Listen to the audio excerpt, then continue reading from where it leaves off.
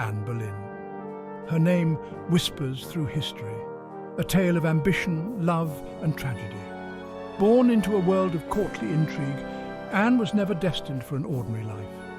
Her spirit, they say, was as fiery as her dark hair, her wit as sharp as the jewels she would one day wear. From a young age, Anne navigated the treacherous currents of the English court, her sights set on a destiny far grander than her birthright. Summoned to court, Anne blossomed into a captivating young woman, her intelligence and charm eclipsing even the most high-born ladies. Her laughter echoed through the grand halls, her dark eyes reflecting a mind both brilliant and ambitious. For at the heart of the English court, a king's heart was about to be ensnared, setting in motion a chain of events that would reshape England's destiny. The stage was set for a love story that would defy convention, challenge the very foundations of faith, and ultimately end in bloodshed.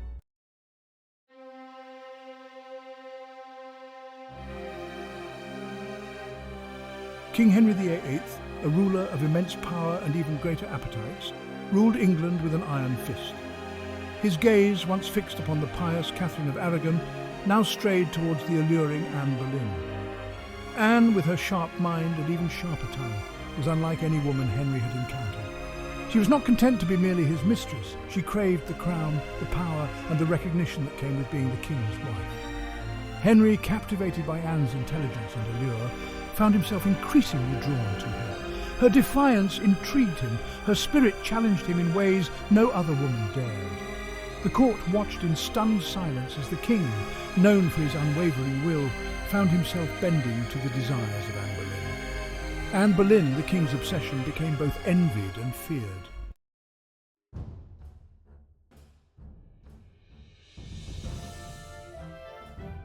Henry, blinded by his desire for Anne and frustrated by his inability to secure a male heir with Catherine, made a fateful decision. He would break with the one true church, defy the Pope himself, and claim the throne of England's church as his own. The world watched in disbelief as Henry, fueled by love and ambition, shattered centuries of tradition for the woman who held his heart captive. Anne's coronation was a spectacle of magnificence and a testament to Henry's unwavering desire. She was crowned Queen of England, her head held high, her eyes reflecting the triumph of a woman who had defied all odds. Yet, beneath the surface of celebration, a current of unease rippled through the court. Anne's enemies, their numbers growing, whispered of dark prophecies and ill omens. The fragile foundation of her triumph began to crumble, paving the way for a downfall as swift and brutal as her ascent to power.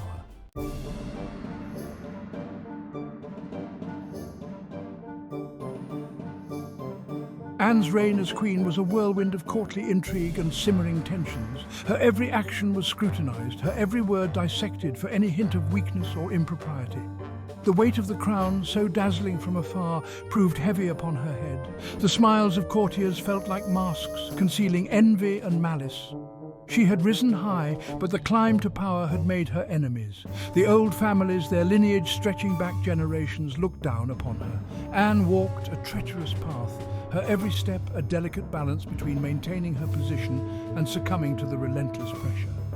The court, once a stage for lavish celebrations, now felt like a viper's nest, filled with hidden agendas and veiled threats.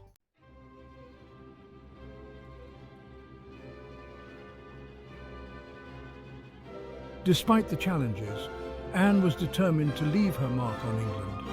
She used her newfound influence to champion the cause of reform, aligning herself with those who sought to challenge the established order. Her court became a haven for intellectuals and artists, a stark contrast to the rigid formality of Catherine's reign. Anne, a patron of the arts and learning, breathed new life into the court, her patronage fostering a spirit of creativity and intellectual curiosity. Her influence extended beyond the walls of the palace. She took a keen interest in matters of state, her sharp mind impressing even seasoned advisors. Yet, her progressive views and assertive nature further alienated those who clung to the old ways. The court, once abuzz with her wit and intelligence, now buzzed with venomous gossip.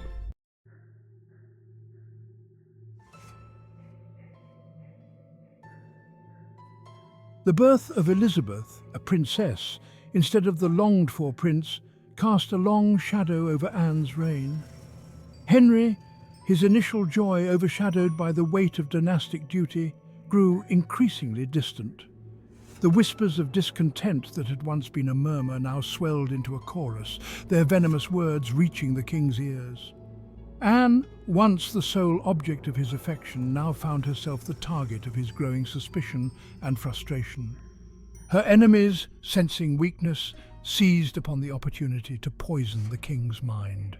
Rumours of Anne's supposed indiscretions, fueled by envy and malice, circulated with increasing frequency. Henry, his pride wounded and his desire for a male heir unfulfilled, found himself questioning the woman he had once adored. The king, once so besotted, now looked upon his queen with a mixture of suspicion and resentment, his love slowly turning to poison.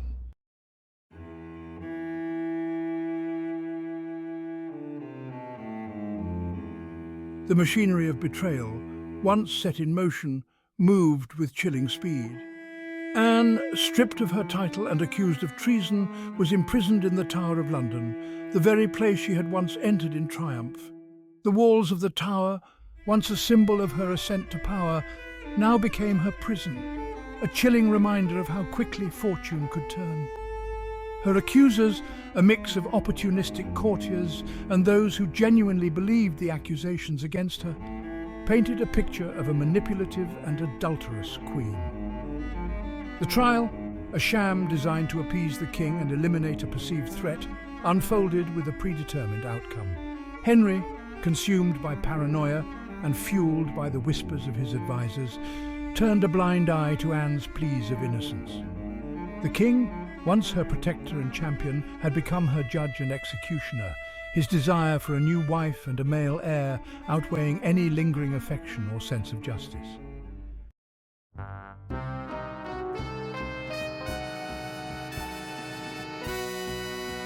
The court, a stage for ambition and intrigue, saw a new player emerge from the shadows, Jane Seymour.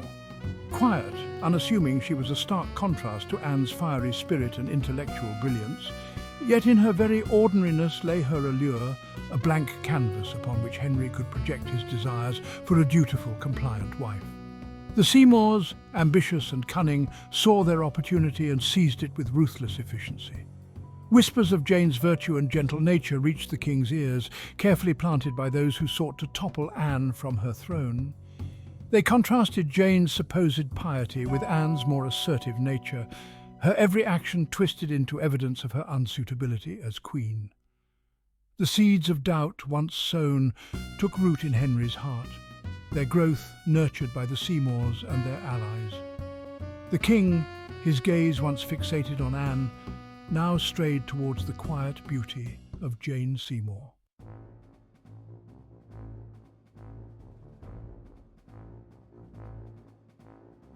The once unwavering loyalty that Anne enjoyed began to crumble, like the ancient stones of a castle under siege. Courtiers, sensing the shifting winds of fortune, distanced themselves from the Queen, their fear of the king's displeasure outweighing any lingering loyalty they might have felt. Alliances forged in the crucible of ambition shifted like desert sands, leaving Anne vulnerable and isolated. Even those who had once been her staunchest supporters found themselves caught in the undertow of the king's changing affections. The court, once a stage for Anne's triumphs, now felt like a treacherous labyrinth filled with whispers and shadows.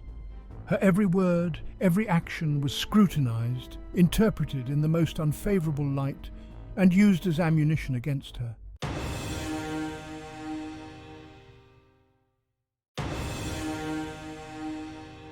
Anne, her position growing increasingly precarious, found herself battling not only her enemies, but also the king's own insecurities. Henry, desperate for a male heir, saw the lack of a prince as a sign of divine displeasure, a curse upon his marriage to Anne. He became withdrawn, his temper unpredictable, prone to fits of rage that left Anne fearing for her safety. Rumours of Anne's supposed infidelities, spread by her enemies, found fertile ground in the king's already suspicious mind. He listened to the whispers of discontent, his judgment clouded by a potent mix of paranoia and desire for a new wife. The king, once her protector and lover, now viewed Anne with suspicion, his love slowly turning to poison.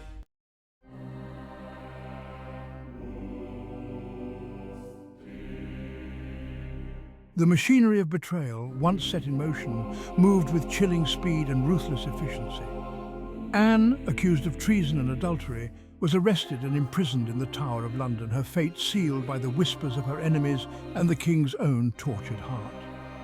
The Tower, once a symbol of her triumph, now became her prison, a grim reminder of how quickly fortune could turn. Her accusers, a mix of opportunistic courtiers and those who genuinely believed the accusations against her, painted a damning portrait of a manipulative and adulterous queen. The trial, a sham designed to appease the king and eliminate a perceived threat, unfolded with a predetermined outcome.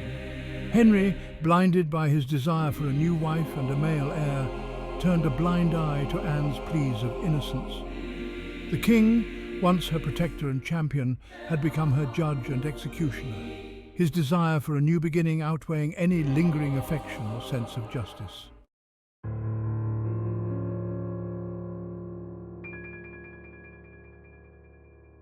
The Tower of London, a grim fortress that had witnessed centuries of royal intrigue and bloodshed, became Anne's prison.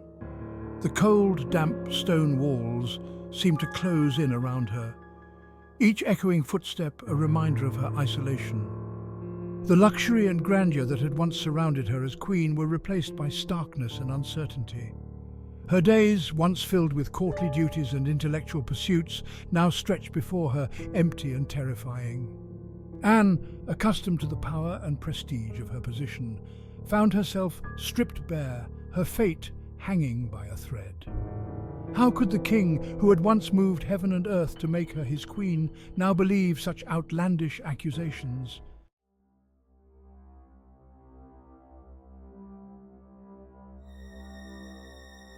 Anne knew that her downfall was not merely the result of her enemies' machinations, it was also a consequence of the king's own desires.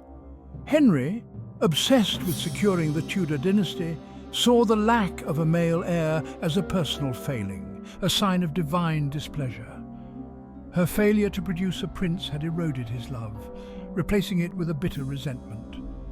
The whispers of her alleged infidelities, carefully planted by her enemies, found fertile ground in the king's already suspicious mind.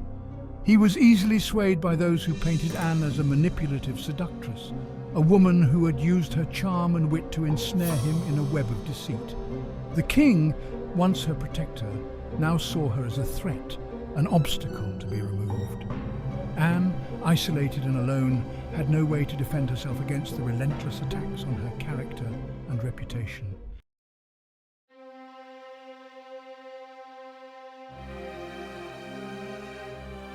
The trial, a carefully orchestrated spectacle designed to legitimize Anne's downfall, was a sham from the very beginning.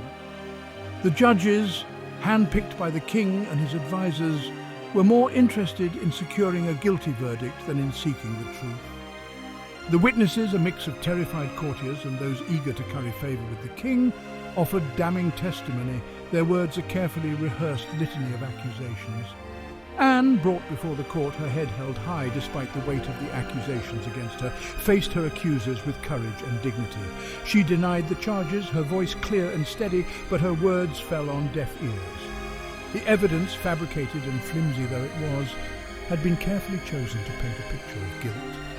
Her accusers spoke of secret meetings, of passionate embraces, of whispered words of love and betrayal. They painted her as a woman driven by lust and ambition, a woman who had betrayed her king and her God. Anne, listening to the lies spun about her, felt a surge of anger mixed with despair. How could they twist the truth so completely?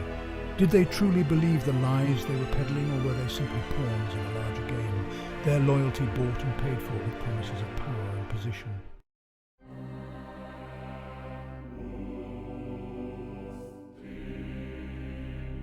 The verdict, a foregone conclusion, came swiftly.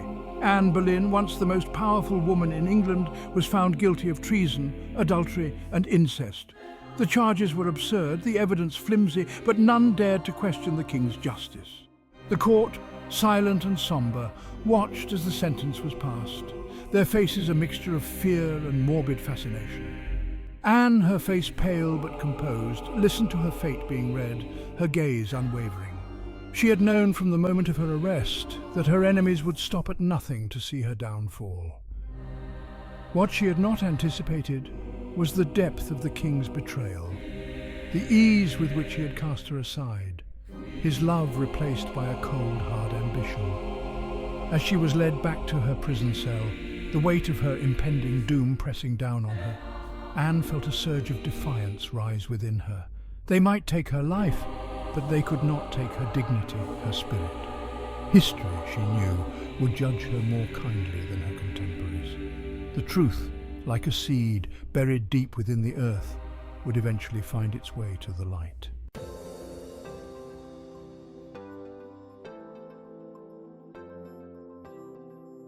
The tower's stones held their breath. Inside, Queen Anne, no longer draped in velvet and jewels, faced each day with a quiet strength. Gone were the tapestries and music of court. In their place, cold walls and the ever-present Thames, its flow a reminder of time slipping away. She refused to crumble. Hers was the spirit that had captivated a king, the wit that had challenged a court. Though accused, Anne held her head high. Her ladies-in-waiting, some weeping openly, marvelled at her resolve. Visitors came, seeking confessions, hoping for weakness. They found none. To the French ambassador, she declared her innocence, her voice firm. For Henry, she left no angry tirades, only a dignified silence that spoke volumes.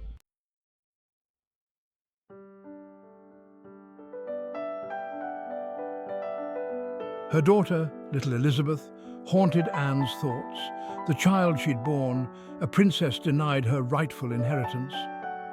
Anne clung to the memory of Elizabeth's laughter, her tiny hand tucked within her own. Word reached her that the princess was well, cared for, though kept from her mother's side. It was a small comfort, a flicker of warmth in the encroaching chill.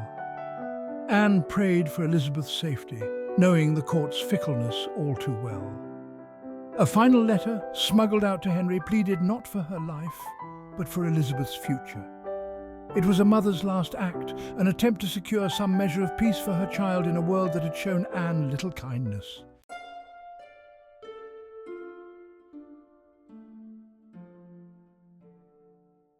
May 17th, 1536. Dawn broke over London, painting the sky in hues of sorrow. On the Tower Green, a scaffold draped in black awaited its tragic guest. Word had spread through the city, hushed whispers of the Queen's impending fate. Anne Boleyn emerged from her confinement. No cries of despair, no pleas for mercy escaped her lips. She was dressed in dark damask, her demeanour calm, almost serene. The crowd assembled to witness the spectacle watched in stunned silence. She spoke briefly, her voice strong and clear. She asked for the people's prayers, maintained her innocence, and expressed her loyalty to the king, though not tellingly to him as her husband or her God's representative on earth. It was a queen's final act of defiance.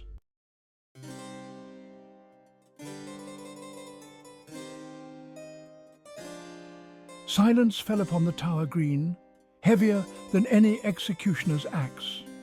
Anne Boleyn, who had risen from the ranks to wear England's crown, was no more. The world held its breath. News spread like wildfire, carried by whispers and rumours, across kingdoms and across time itself. Some mourned openly, remembering the Queen's sharp wit and her patronage of the arts. Others, those who had feared her influence or coveted her position, breathed a sigh of relief. But none could deny the magnitude of what had transpired.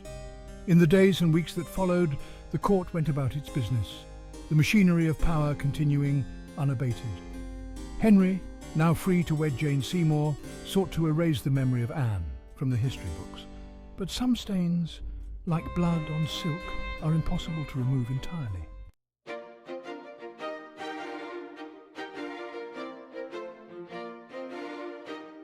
Anne Boleyn's story, though brutally cut short, continues to resonate centuries later.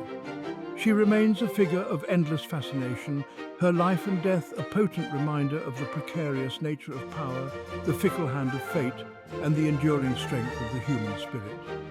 She was not a saint, nor was she a monster. Anne was a woman of intelligence, ambition, and unwavering courage who dared to challenge the conventions of her time. She paid the ultimate price for her defiance, but in doing so, she left an indelible mark on English history. Her daughter Elizabeth would go on to become one of England's greatest monarchs, her reign a testament to her mother's legacy. Anne's pursuit of reform, her patronage of the arts, and her unwavering belief in her own worth helped to shape the course of English history. If you enjoyed this video, please like, subscribe, and hit the notification button to stay updated with our historical content. Your engagement helps support the creation of more educational videos. Thank you for watching.